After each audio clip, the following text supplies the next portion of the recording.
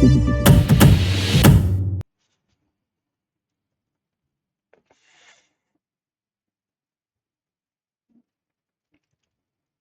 दिनों से घर में कलह मचा हुआ था। माँ अलग मुंह फुलाए बैठी थी, स्त्री अलग। घर की वायु में जैसे विष भरा हुआ था।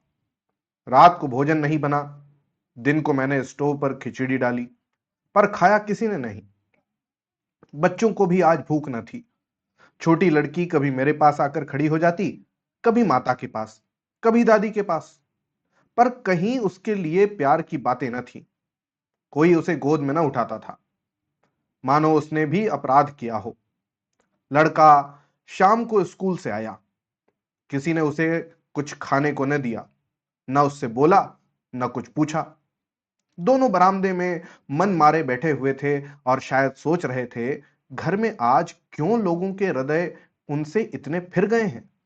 भाई बहन दिन में कितनी बार लड़ते हैं, रोना पीटना भी कई बार हो जाता है, पर ऐसा कभी नहीं होता कि घर में खाना न पके या कोई किसी से न बोले। यह कैसा झगड़ा है कि 24 घंटे गुजर जाने पर भी शांत नहीं होता। यह शायद उनकी समझ में न आता था। झगड़े की जड़ कुछ नहीं थी। अम्मा ने मेरी बहन के घर तीजा भोजन के लिए जिन सामानों की सूची लिखाई, वह पत्नी जी को घर की स्थिति देखते हुए अधिक मालूम हुई। अम्मा खुद समझदार हैं। उन्होंने थोड़ी बहुत काट छांट कर दी थी, लेकिन पत्नी जी के विचार से और काट छांट होनी चाहिए थी। 5 साड़ियों की जगह 3 रहें तो क्या बुराई है। खिलौने इतने क्या होंगे, इतनी मिठाई की क्या जरूरत। उनका कहना था, जब रोजगार में कुछ मिलता नहीं, दैनिक कार्यों में खींचतान करनी पड़ती है, दूध घी के बजट में तकलीफ हो गई, तो फिर तीजे में क्यों इतनी उदारता की जाए। पहले घर में दिया जलाकर जब तब मस्जिद में जलाते हैं। यह नहीं कि मस्जिद में तो दिया जला दें और घर अंधेरा पड़ा रहे। इसी बात पर सास बहू में तकरार हो गई। फिर शाखें फूट निकली। बात कहां से कहां जा पहुंची। गड़े हुए मुर्दे उखाड़े गए। अन्योक्ति की बारी आई, व्यंग्य का दौर हुआ और मौनालंकार पर समाप्त हो गया। मैं बड़े संकट में था। अगर अम्मा की तरफ से कुछ कहता हूं तो पत्नी जी रोना धोना शुरू करती हैं, अपने नसीबों को कोसने लगती हैं। पत्नी किसी कहता हूं तो जन मुरीद यानी कि जोरू का गुलाम की उपाधि मिलती है। इसलिए बारी बारी से दोनों पक्षों का समर्थन करता जाता था, पर स्वार्थवश मेरी सहानुभूति पत्नी के साथ ही थी। खुलकर अम्मा से कुछ न कह सकता था, पर दिल में समझ रहा था कि जाति इन्हीं की है। दुकान का यह हाल है कि कभी कभी बोहनी भी नहीं होती, असामियों से टका वसूल नहीं होता, तो इन पुरानी लकीरों को पीट कर क्यों अपनी जान संकट में डाल दी जाए। बार बार इस गृहस्थी के जंजाल पर तबीयत झुंझलाती थी। घर में 3 तो प्राणी हैं और उनमें भी प्रेम भाव नहीं। ऐसी गृहस्थी में तो आग लगा देनी चाहिए। कभी कभी ऐसी सनक सवार हो जाती थी कि सबको छोड़ छाड़ कर कहीं भाग जाऊं। जब अपने सिर पड़ेगा तब इनको होश आएगा, तब मालूम होगा कि गृहस्थी कैसे चलती है। क्या जानता था कि यह विपत्ति झेलनी पड़ेगी, नहीं विवाह का नाम ही न लेता। तरह तरह के कुत्सित भाव मन में आ रहे थे। कोई बात नहीं, अम्मा मुझे परेशान करना चाहती हैं, बहू उनके पांव नहीं दबाती, उनके सिर में तेल नहीं डालती, तो इसमें मेरा क्या दोष। मैंने उसे मना तो नहीं कर दिया है। मुझे तो सच्चा आनंद होगा यदि सास बहू में इतना प्रेम हो जाए, लेकिन यह मेरे वश की बात नहीं कि दोनों में प्रेम डाल दूं। अगर अम्मा ने अपनी सास की साड़ी धोई है, उनके पांव दबाए हैं, उनकी घुड़कियां खाई हैं, तो आज वह पुराना हिसाब बहू से क्यों चुकाना चाहती हैं। उन्हें क्यों नहीं दिखाई देता कि अब समय बदल गया है। बहुएं अब भयवश सास की गुलामी नहीं करती। प्रेम से चाहे उनके सिर के बाल नोच लो, लेकिन जो रोब दिखाकर उन पर शासन करना चाहो, तो वह दिन लद गए। सारे शहर में जन्माष्टमी का उत्सव हो रहा था। मेरे घर में संग्राम छिड़ा हुआ था। संध्या हो गई थी, पर घर अंधेरा पड़ा था। मनहूसियत छाई हुई थी। मुझे अपनी पत्नी पर क्रोध आया। लड़ती हो लड़ो, लेकिन घर में अंधेरा क्यों रखा है। जाकर कहा कि क्या आज घर में चिराग न जलेंगे? पत्नी ने मुंह फुलाकर कहा, हाँ, जला क्यों नहीं लेते? तुम्हारे हाथ नहीं है? मेरी देह में आग लग गई। बोला, तो क्या जब तुम्हारे चरण नहीं आए थे तब घर में चिराग न जलते थे? अम्मा ने आग को हवा दी।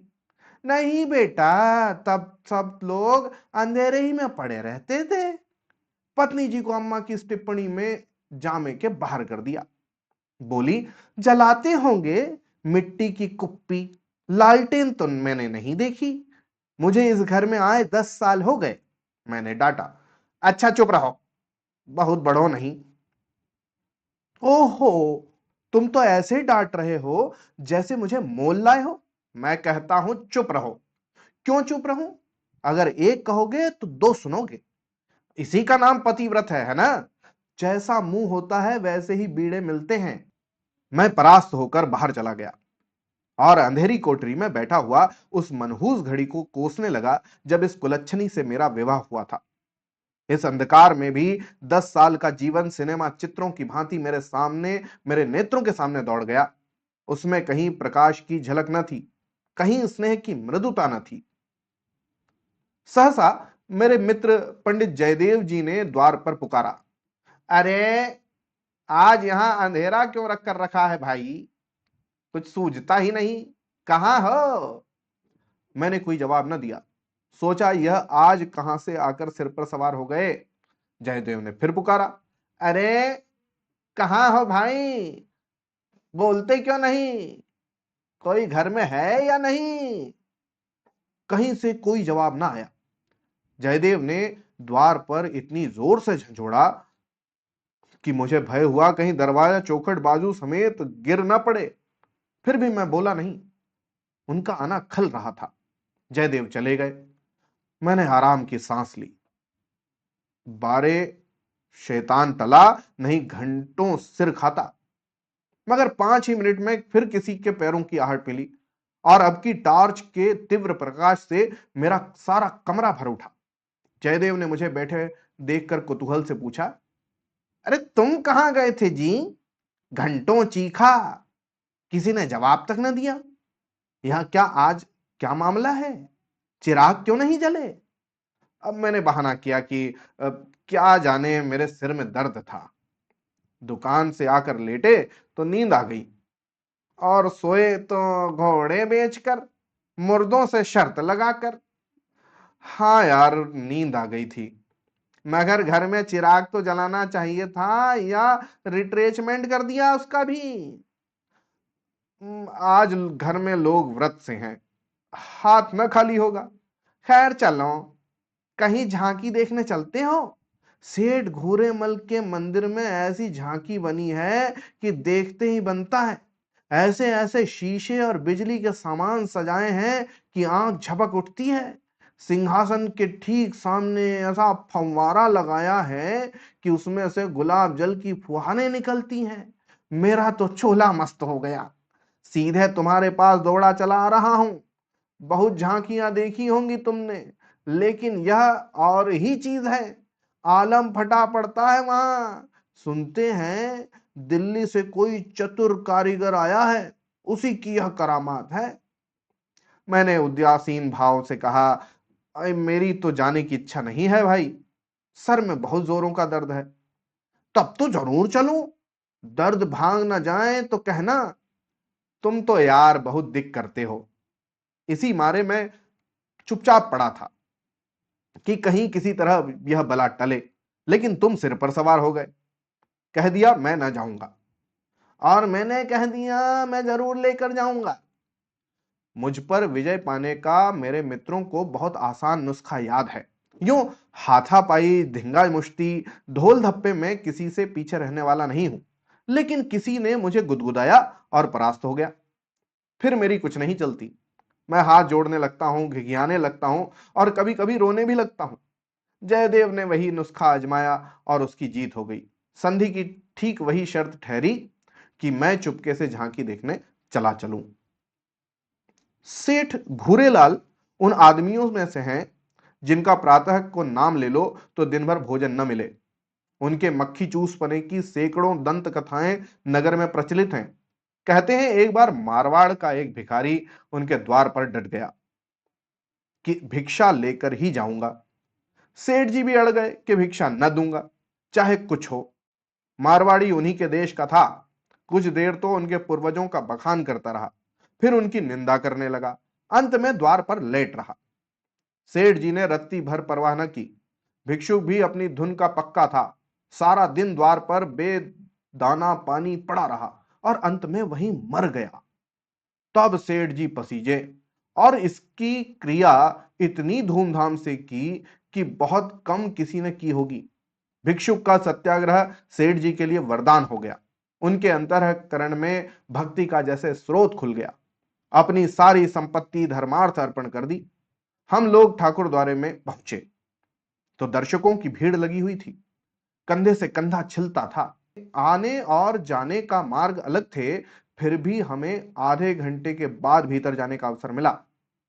जयदेव सजावट देख देख कर लोटपोट हुए जाते थे, पर मुझे ऐसा मालूम होता था कि इस बनावट और सजावट के मेले में कृष्ण की आत्मा कहीं खो गई है।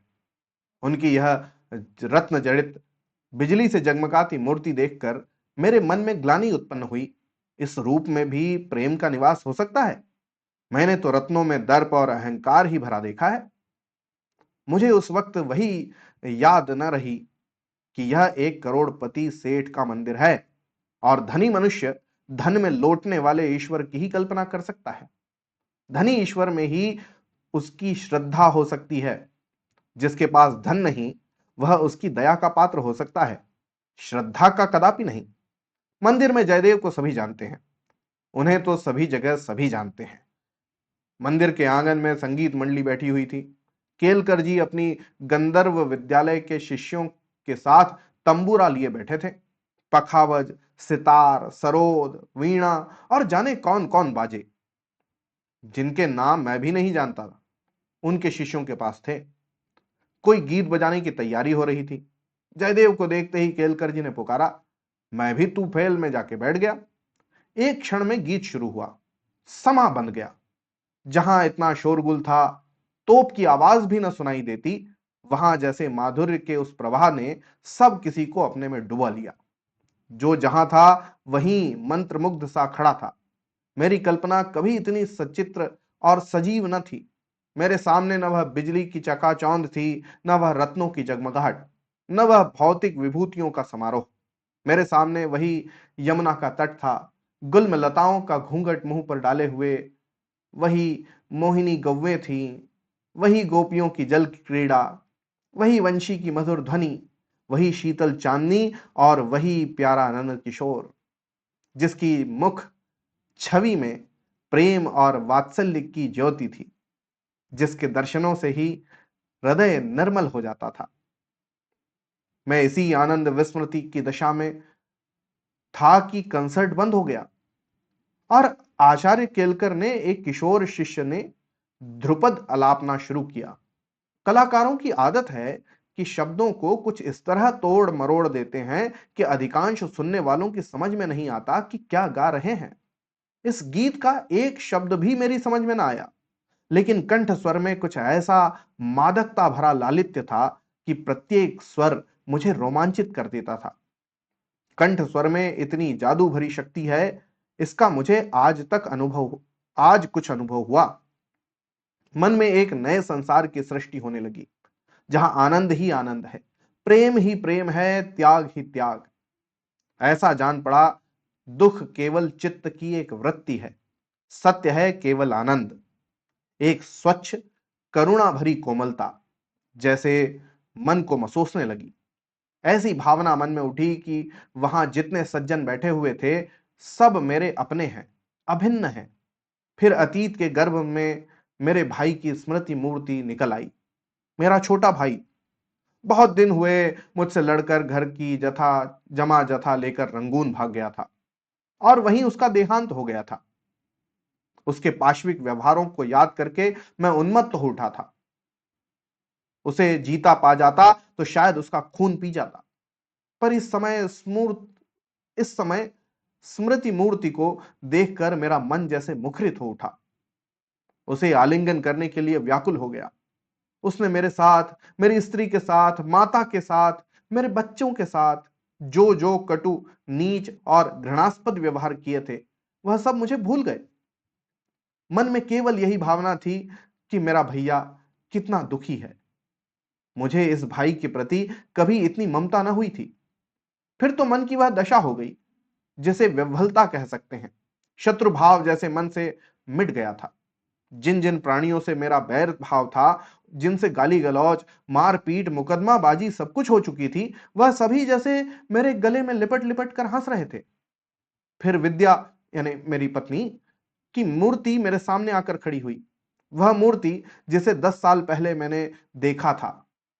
उन आंखों में वही विकल कंपन था, वही संदिग्ध विश्वास, कपोलों पर वही लज्जा, लालिमा, जैसे प्रेम सरोवर से निकला हुआ कोई कमल पुष्प हो। वही अनुराग, वही आवेश, वही याचना भरी उत्सुकता जिसमें मैंने उस न भूलने वाली रात को उसका स्वागत किया था, एक बार फिर मेरे हृदय में जाग उठी। मधुर स्मृतियों का जैसे स्रोत सा खुल गया। जी ऐसा तड़पा कि इसी समय जाकर विद्या के चरणों पर सिर रख कर रोऊं और रोते रोते बेसुध हो जाऊं। मेरी आंखें सजल हो गईं। मेरे मुख से जो कटु शब्द निकले थे, वे सब जैसे मेरे ही हृदय में गड़ने लगे। इसी दशा में जैसे ममतामयी माता ने आकर मुझे गोद में उठा लिया। बालपन में जिस वात्सल्य का आनंद उठाने में कि मुझ में शक्ति न थी, वह आनंद आज मैंने उठाया। गाना बंद हो गया और सब लोग उठ उठ कर जाने लगे। मैं कल्पना सागर में ही डूबा रहा। सहसा जयदेव ने पुकारा, अरे अरे चलते हो या यहीं बैठे रहोगे?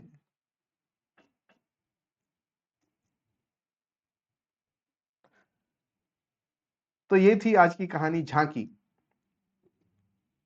जो दिखती तो आंखों से है, लेकिन ये झांकी सचती हमारे मन में है। आपको आज की कहानी कैसी लगी, जरूर मुझे बताइएगा। बहुत बहुत धन्यवाद। होती है अगली कहानी में मुलाकात, तब तक के लिए धन्यवाद।